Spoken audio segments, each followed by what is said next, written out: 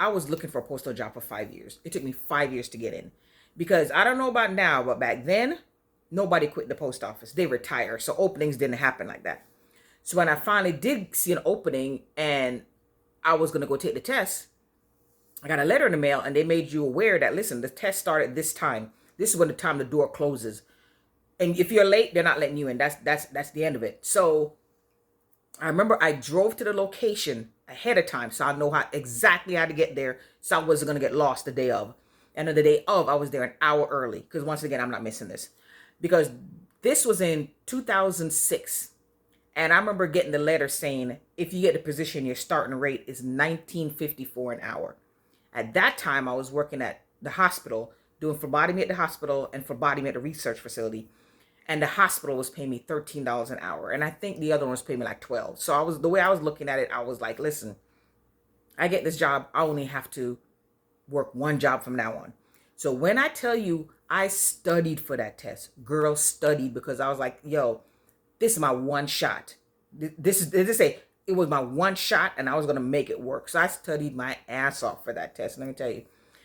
So went in, did the test. I got a letter back telling me I scored high enough. They want me to come in to do an interview. And they gave me the packet I had to fill out for my history, my history of where I've lived. They wanted the last 10 years. I had to list the last 10 years of all the places I've ever lived. I was like, man, these people don't know what they're asking me for. But, anyway, did all that stuff. And the first person I interviewed with this lady. And after the interview, I was like, well, I bombed this sucker. Because it was like, she was not warm. She was none of that. It's kind of like she knew she had something she wanted, so she didn't have to really do much. So I left that office. I actually started crying because I'm like, I didn't do it. But lo and behold, I got a thing saying, okay, we're moving to the next step. So first I interviewed with one person, then I interviewed with two people, then I interviewed with a panel. So they did all that to get me to the post office. Once I got in, of course, I was like, okay, now you got to make it work. And my trainer at the time, the first guy that trained me, he told me, in your first 90 days, you can't miss a day of work. He's like, if you're sick, it doesn't matter how sick you are. You come into the office and you throw up on that floor and make them send you home. He's like, as long as you don't miss your 90 days and you're trying, you're going to get it. They're going to keep you on as a permanent.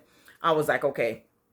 That first week, I sucked. I mean, honestly, I was bringing mail back. I was lost. I couldn't tell you how many times I pulled off at the side of the road crying because I didn't know what I was doing. I felt so bad.